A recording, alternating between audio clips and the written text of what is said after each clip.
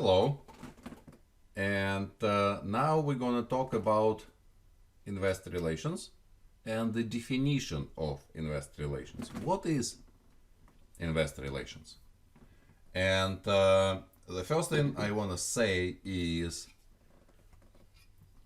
I consider investor relations part of public relations. There are different views on what public relations is, what investor relations is.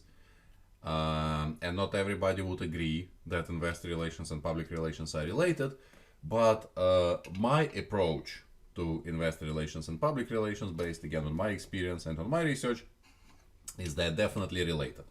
And so we're going to start with defining investor relations by defining public relations.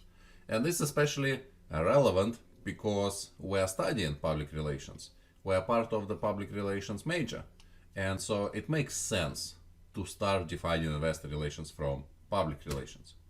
So hopefully all of you know many different definitions of public relations. I'm just going to do post one of them, the one that was adopted by PRSA, Public Relations Society of America, the largest professional organization of public relations people.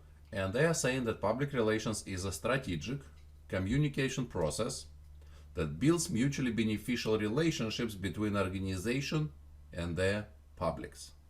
So what's important here is that public relations is, and you should be familiar with this definition, but quickly let's take again dive deeply into this. It's strategic, which means it's not just tactical, it's not just reactive, it is proactive. Strategic means you have a goal and you have a way to reach that goal. It's not just about sending news releases, it's not just about organizing special events or annual shareholders meetings, whatever it is. You have a goal. Maybe you want more sales. Maybe you want more support from local community. Maybe you want more shareholders to buy your shares. Maybe you want a particular type of, maybe you want more American shareholders. Maybe you want more value focused shareholders. You have a goal, and then you have means to achieve that goal. It means you kind of did research, you know what stands in your way so that to achieve your goal, so you know what needs to be done. You have a budget, you have some freedom to make your own decisions in order to achieve that goal. You have time, obviously, to do that. You're not constantly dragged into meetings or have to do some meaningless stuff that other people may want you to do. So all that implies that you are strategic. The next word is communication, meaning that your main tool is communication. And when the definition was debated, this probably was one of the most debated topics. Are we really a communication function or we are a management function? If you look at many public relations textbooks, you will see that probably half of them will call public relations a strategic management process, and another half will call them a strategic communication process. People are saying that, well, we have to call it communication because we are communication function. This is how we are perceived and this is what we do. We communicate. And others are saying, no, we're really a management function because if all we do is communicate, we can never achieve our goal. If we want consumers to be happy with our product, it's not enough to just communicate how great our product is. We need to make sure our product is in fact great. If the battery is going to be exploding in our phones, no amount of cool commercials or great press releases or amazing special events will change consumer perception that our product is horrible. So we need to be able to manage, we need to be able to influence the decision making so that our phones actually stop exploding. This is a long debate, and we're not going to get necessarily into this one right here, but I want you to know what's going on in the industry and the conversations that are happening in the industry. No matter if you're communication or management, the goal is to build mutually beneficial relationships. What it means is that both the organization and their publics should be happy that they have that relationship. So Apple is happy to sell iPhones, but people are also happy to buy and own iPhones. If people stop liking iPhones, if the iPhone become a bad product, perhaps Apple can force people into buying them. Maybe they can, hire gunmen who would stand next to each person with a gun to their head and say, use Apple. But that's definitely not going to be mutually beneficial relationship, and I don't think it's a long-lasting relationship. I don't think it will really work very well in the long term. So it's always better for the organization to be successful to make sure that people, or different publics, not necessarily people, want to have a relationship with that organization, that they're satisfied with that relationship. And it's not just consumers. The same applies to employees. You don't want to force your employees to stay. You don't want to have enormous legal agreements that they cannot leave your organization. You want them to be happy to be there and work there. The same is with suppliers. You don't want, again, to bind them by crazy legal agreements. You want them to be happy to work with you.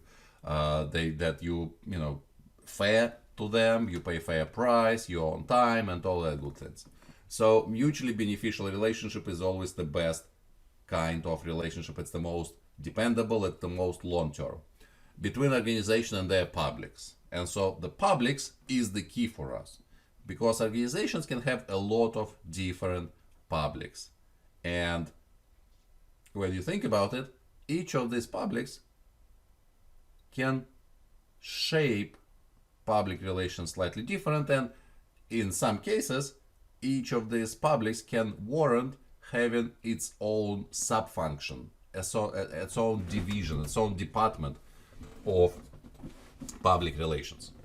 So this is, again, the definition adopted by professional organization. I always like to simplify it, and this is already a simplified definition from the one you would find in most textbooks. In most public relations textbook, definition would sound something like: public relations is a strategic management responsibility that builds and maintains mutually beneficial relationship between an organization and the publics on which their success or failure depends. That's by memory, I hope it's close enough.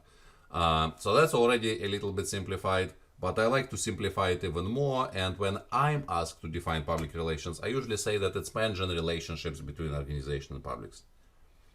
The most important thing is relationships. What we do is we manage relationship. As I said, if there is no relationship and you're forcing people to buy your product, if they don't want to buy your product, or if you force your employees to work for you, they don't want to work for you, it's not a good long-term solution between organization and publics. And so again, the publics is what's important, because if I replace the word publics with, let's say, investors, and the definition becomes managing relationships between organization and investors, then public relations turns into investor relations. And that's a very simple way to define investor relations, by recognizing that one of the public, can be employees, can be customers, can be communities, can be volunteers, can be whatever you can imagine, one of these publics can be investors.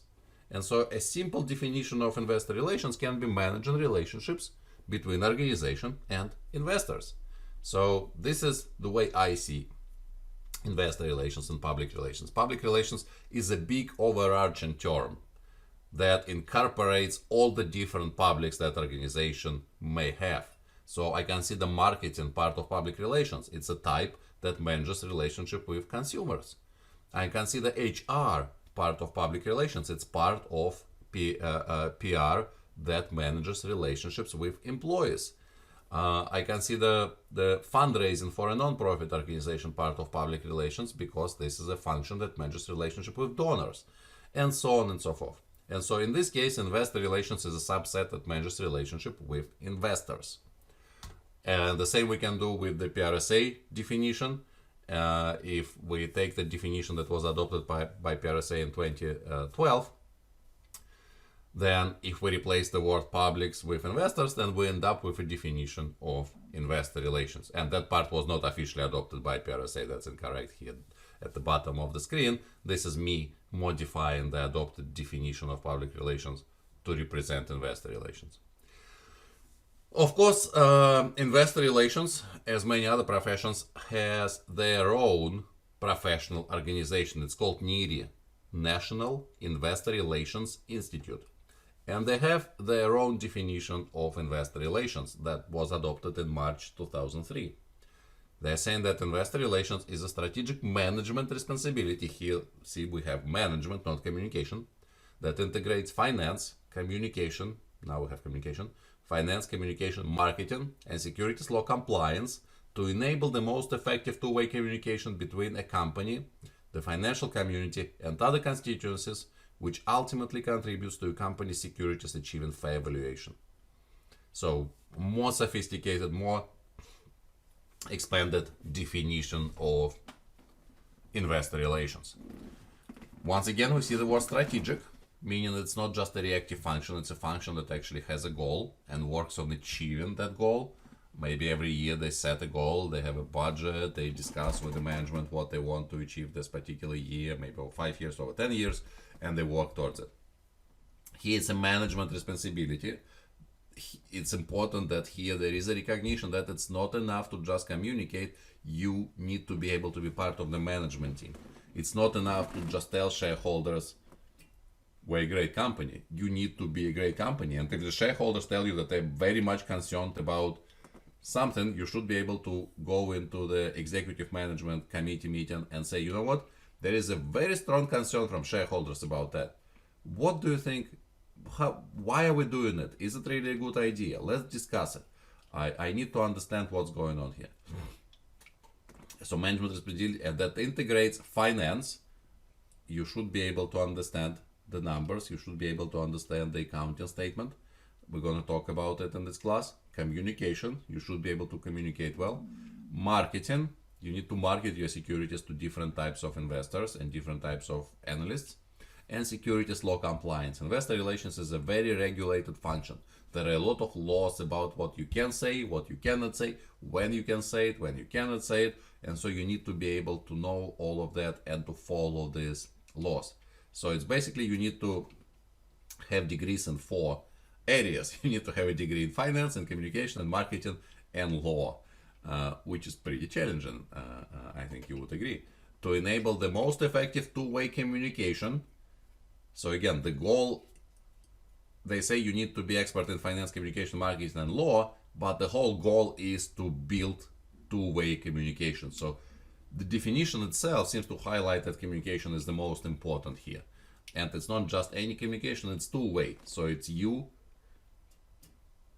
telling the company position to investors, but you also take an investor position and communicating it back to the company. So as an investor relations officer, you are in between investors and your company and making sure they both know each other and know of each other, which in my book means relationship. So I'm a huge fan of using the word relationship in defining what I do, my profession.